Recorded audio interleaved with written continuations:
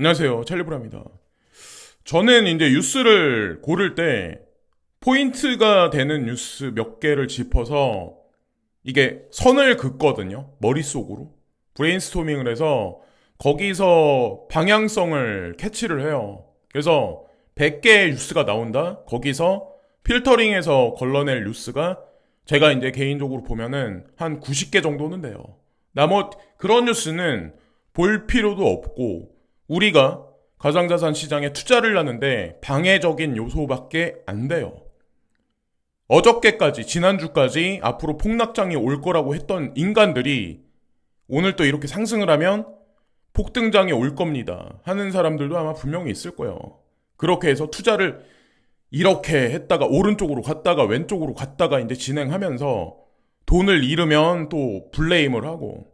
근데 그런 사람들이 결국에는 어떤 사람은 뭐 예를 들어서 1억 투자해가지고 몇백억 벌었다, 300억 벌었다 이런 사람들도 있는데 그렇게 된다는 게 쉽지가 않아요.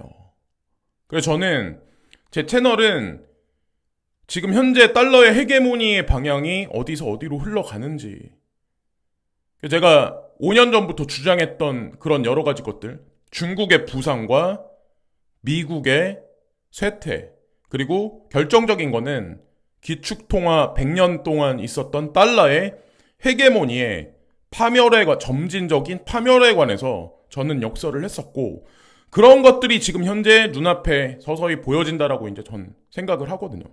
제가 잘났다고 좀 말씀드리는 게 아니라 저는 일관되게 주장을 했을 뿐이고, 거기에 부가되게 달러의 헤게모니가 꺼지면 우리가 투자하고 있는 가상자산이 제도권 수용될 수밖에 없는 메커니즘적인 구조는 이미 아주 오래전부터 전 세계 금융시장을 움직이는 글로벌리스트들한테 짜여진 각본이었다는 거죠. 이게 우연이 아니에요.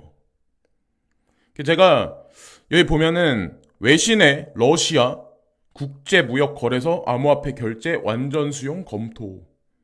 100개의 뉴스 중에 가장 탑 10으로, 탑 1으로 뽑을 수 있는 뉴스가 이거였어요. 제가 생각했을 때는. 내용을 보면 러시아 재무부가 국제무역거래에서 비트코인을 포함한 모든 암호화폐를 활용한 결제에 대한 제한 없는 완전 수용 정책을 검토 중이라고 전했다. 검토 중이라고 여기 나와 있죠. 그래서 일주일 후에 검토 중인데 안 한다고 얘기가 나올 수도 있어요. 그러나 중요한 거는 이 단어 하나가 중요한 게 아니에요. 기조라는 게 있어. 기조는 바뀌지 않는다는 거죠. 페이크의 뉴스와 진실이 될 만한 뉴스를 보고 우리는 한 발 한 발 나아가는 거예요. 그런 관점에서 아주 중요한 뉴스였고, 어쨌거나 저쨌거나 만약에 하나 생각을 한번 해보자고요. 러시아가 미국으로부터 스위프트 제재를 받았어요. 그런데도 이거 갖다 미디어에서 이렇게 막 그러는데 전 세계 무역 거래량에서 어마어마한 양을 차지하는 중국이 대만을 병합해서 예를 들어서 분쟁을 일으켜서 미국으로부터 스위프트 제재를 받는다. 이거는 엄청난 파장이 있을 거예요. 전 세계 통화 시장에. 그리고 이미 이 국가들은 이미 준비를 하고 있었어요. 달러 채권을 팔고 외환보유고에서 달러를 배제시켜도 상관없는 지금 현재 자리로 들어간 거죠. 제가 그걸 왜 이제 여기 이거 보면은 이게 ISO 20022거든요. 사실. 그래서 좀 전에 이제 나온 뉴스를 인용해서 이제 제가 부가적인 설명을 한번 해보자면 이 망의 중심이 되는 거는 리플 사고, 스위프트 2.0이라고 칠게요. 그리고 여기서는 이 망은 XRP만 통용돼서 거래되는 게 아니라 비트코인을 필두로 한 가상자산, CBDC, 스테이블 코인들이 여기를 국가와 국가를 넘나들기 시작을 할 거예요. IMF에 있는 SDR을 기준으로 해서 움직이는 게 아니라 이게 좀 어려운 얘기일 수도 있는데 앞으로의 세상이 이제 그렇게 돼버린다는 거죠. 사실은.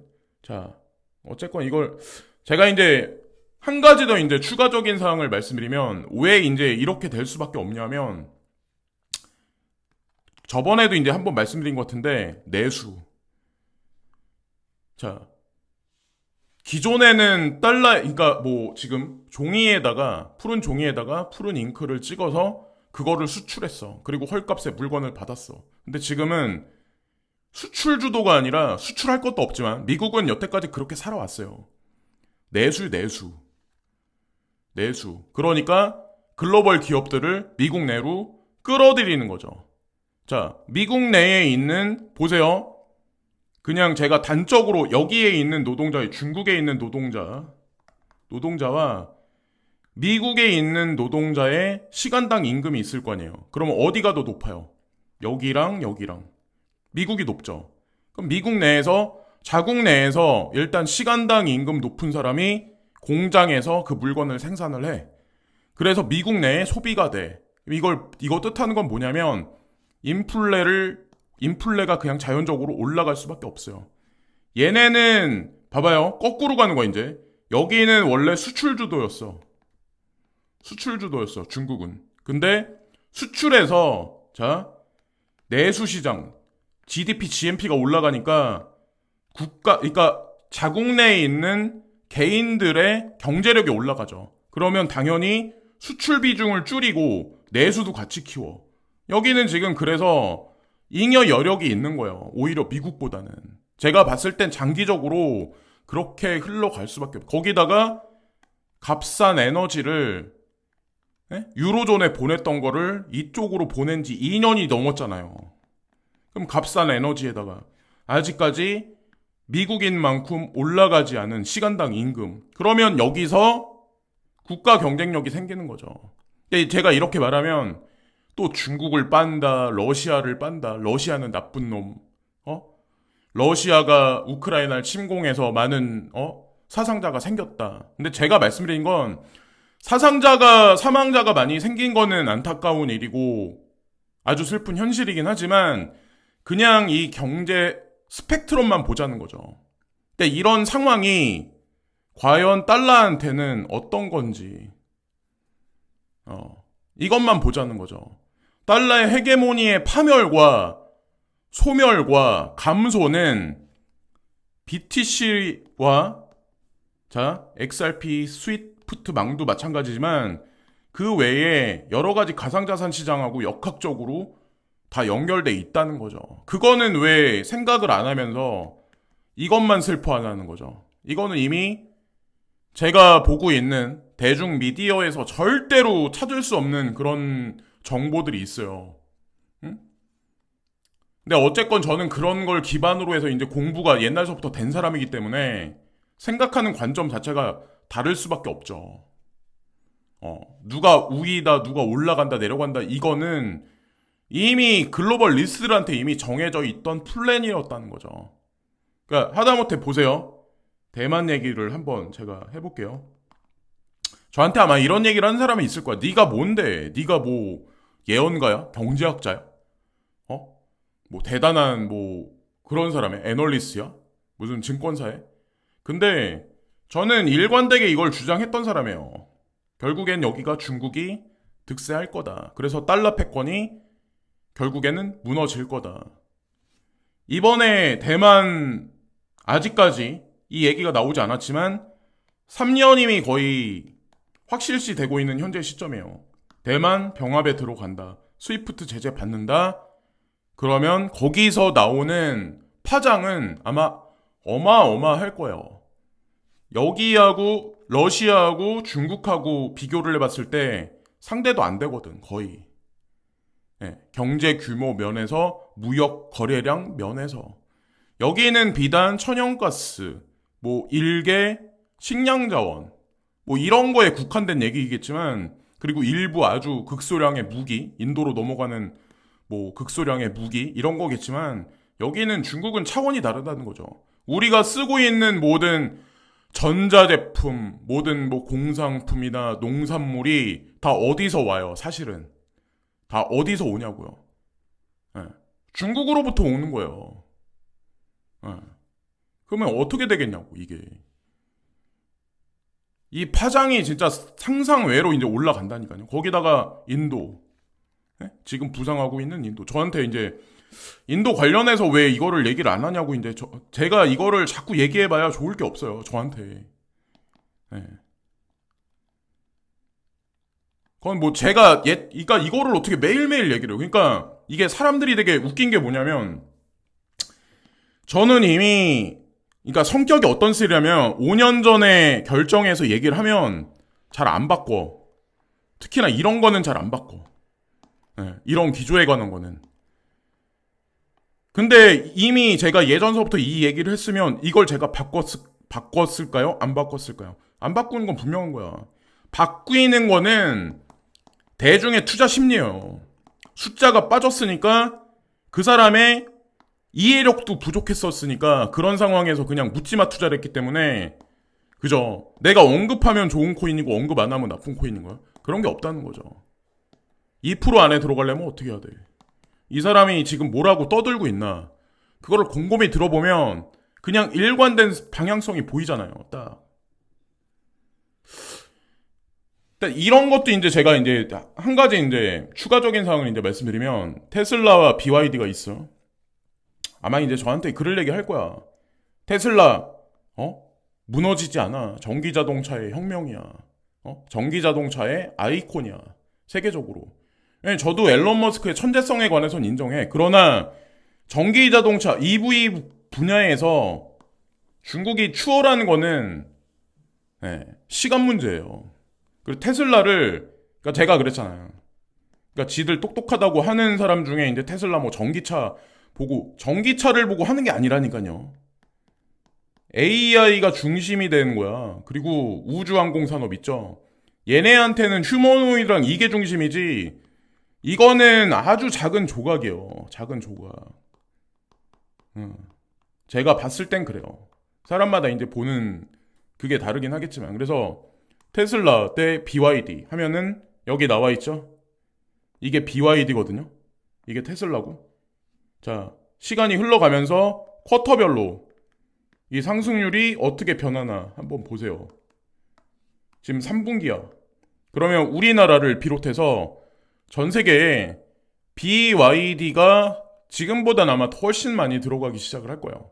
처음에 한 1년에서 1년 반 동안은 중국차 뭐 어쩌고저쩌고 말들 되게 많을 거예요. 그러나 얘네 성능 향상이 되고 배터리 효율성에 관해서 재고가 되면, 시장에서 검증이 끝나면 이 판매량은 2배 이상 아마 여기서 급성장하기 시작을 할 거예요. 제가 보기엔 이렇게 그렇게 보이고, 뭐 나와 있는 거대로 그대로요. 이 테슬라고 여기 BYD고. 어쨌든 그렇다는 거죠. 근데 궁극적으로 이제 수출 주도형 국가를 이제 표방해서 미국은 움직이려고 하는데 쉽지는 않을 거다라는 거죠. 제가 보는 관점에선 그래요. 그리고 아이폰 13 프로가 있고 14 프로가 있어요. 노치만 약간 바뀌었어요. 솔직히 말씀드리면.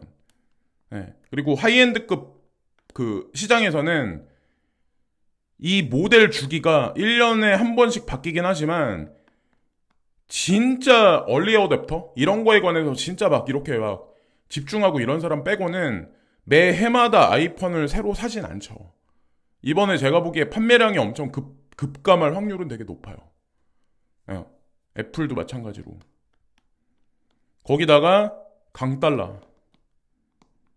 강달러로 인해서 제가 봤을 때는 좀 그렇지 않을까. 어쨌건 뭐 이런 결과가 수년간에 나올 거고, 이런 결과를 통해서 이머징 국가와 중국과 러시아를 필두로 한 그 국가들이 국제 교역량, 천연자원 면에서, 식량자원 면에서 올라가기 시작을 한다면 결국엔 거기서 이제 가상자산,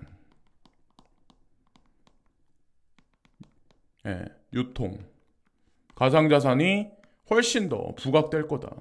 선진국을 필두로 해서 유로화나 달러나 이런 것들의 유통량이 더 많아지면 오히려 가상자산이나 이런 거에 수급면에서 더 떨어지겠죠. 그러기 때문에 가상자산 시장의 향후 성장성에 관해서 저는 그런 거에 관해서 무슨 정책이 어쨌다 저쨌다 나오는 거에 관해서 별로 두려움이 없는 거예요. 왜냐하면 이미 거의 다 정해졌거든. 뭐 이럴 수도 있어. 그러니까 뭐 예를 들어서 다음 주에 뭐 중국에 뭐 안 좋은 얘기가 나와 그러면 저한테 또 와가지고 뭐 찰리 브라운 어쩌고 그거는 이제 단순한 진짜 단순 논리로 오늘 뉴스 보고 미래를 확신하는 사람, 내일 뉴스 보고 내일 또 왼쪽으로 가라 그러면 그걸 맞다고 판단하는 사람, 그게 대중이에요. 이 사람들이 머리가 나빠서 그런 게 아니라 이게 어떤 게 있냐면 어릴 때부터 그렇게 자라왔기 때문에 나도 모르게 이게 습관화가 돼버린 거예요. 생각한 힘 자체가 없어. 그리고 제가 이 얘기를 하면 좀 약간 이게 말이 좀 길어질 수도 있는데 직장과 직업의 개념도 모르는 사람도 많아요. 나는 직업이 있는데 나는 좋은 직업이 있어서 좋은 직장에 다니는데 근데 내가 생각하는 직업의 개념과 직장의 개념을 잘 이해를 못 하시는 분들도 있다는 거죠. 야, 어린 친구들이 이런 거에 관해서 고민하는 친구들도 있거든요. 저한테 이제 이메일 보내서 물어봐요. 제가 방송에서 막 이렇게 디테일하게 말은 못 해주고 있지만 지금 현재 뭐 코인 방송에서 이거를 그쵸? 자, 그리고 포 도미넌스에서 자 여기 채굴 관련한 코인 중에 시가총액 50위 중에 6개만 작업 증명이야. 포우 코인이야. 이 얘기가 나와요. 그래서 요즘에 아마 포우 코인에 관해서 걱정하시는 분들이 아마 되게 많을 거예요. 근데 저는 잘 될 거라고 생각하거든요. 앨런 머스크가 도지코인에 관해서 간간히 나와서 한마디씩 떠드는 게 그게 그냥 일회성으로 그러는 거라고 생각하시나요? 저는 아니라고 생각하거든요. 뭔가 본인이 그리는 그림이 있을 거고 이클도 이제 저한테 또 물어봐. 한 더서너 명이 물어보시더라고요. 근데 일단 여기 원래 ETH가 있어야 돼. 근데 지금 현재 ETH가 빠져있는 상황이잖아요. 그러면 많은 해시가 갈 수 있는 자리가 여기밖에 없어요. 결국에는 모르겠어요. 매집을 하든 아니면 뭐 어떻게 하든 딴 코인으로 옮겨가든 그거는 본인 마음이야. 근데 저는 이클 4만원 밑에 지금 현재 뭐 4만원 미치잖아요.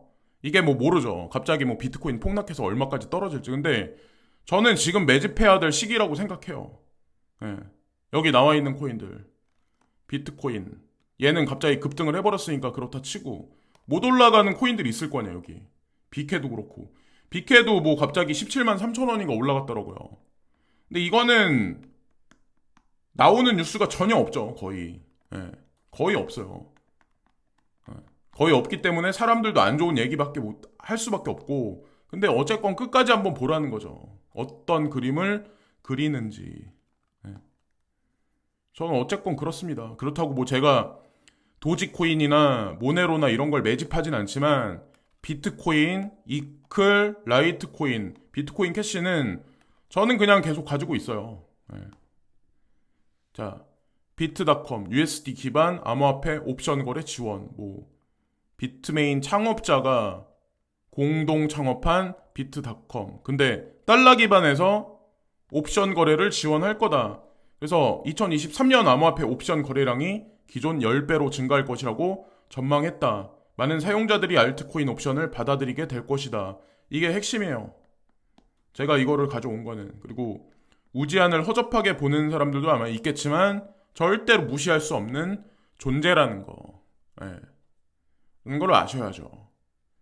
비트메인과 소뱅이 과연 그리는 그림이 과연 무엇인지 이 코인 세상에서 그게 사실 알고 보면 SBI가 또 중간에 껴있기 때문에 소뱅도 간접적으로 관여가 다 돼 있고 채굴 시장에 관해서는 비트메인이 중간에 껴있고 파운더리나 DCG가 껴있기 때문에 다 우지안이란 인물 자체를 그냥 이 사람이 하는 말을 관가하면 안 된다는 거죠. 그래서 2023년 어느 시기가 될지 모르겠지만 아마 어마어마하게 증가를 할 거예요. 저도 지금은 레퍼럴을 걸진 않지만 괜찮은 어떤 그런 게 있으면 저 뭐 앞으로는 레퍼럴을 걸 생각도 하고 있어요. 사람들이 뭐 왈가왈부 말을 되게 많이 하겠지만 근데 그런 사람들이 저한테 도움 주는 건 아무것도 없거든요. 사실은 유튜브 채널 그런 사람들 자체가 말이 많은 사람들이 뭐 그런 사람들이 생각해가지고 광고 한 편 봐주겠어요. 제가 보기에는 그러지도 않을 것 같은데. 그럴 여유도 없는 마음적인 여유도 없는 사람들이 그럴 것 같은데. 예. 지나가는 김에 광고 한 편이라도 시청해 주시는 분들한테 항상 감사를 드리고 그분들 덕에 제가 이 채널을 유지할 수 있다라고 이제 저는 생각해요. 매트릭스 포트, 엘로이드, 신디게이트와 5천만 달러 보험 계약 체결했다. 매트릭스 포트 이것도 우지안이거든요. 어쨌든 보이지 않게 하나하나 지금 인프라를 깔고 있다. 현재 상황이. 매트릭스 포트에는 과연 무슨 코인들이 있을까? 제가 예전에 한번 언급했던 것 같은데. 자, 오늘도 여기까지 말씀드리면서 이번 방송도 마치겠습니다. 오늘도 뭐 중국 얘기, 뭐 러시아 얘기, 이런 얘기를 제가 많이 하면은 너는 무슨 뭐 요즘에는 또 저한테 이상하게 또 조선 쪽이냐 이런 얘기 또 묻지 않대. 또 웃긴 거는. 음. 나중에 2027년 가면 사람들이 과연 중국과 미국 얘기를 과연 뭐라고 할지 저 이제 그것도 궁금합니다. 예. 진짜 참, 참 사람들 심리를 알 수가 없어요. 자, 여기까지 말씀드리면서 오늘 방송도 마치겠습니다. 감사합니다.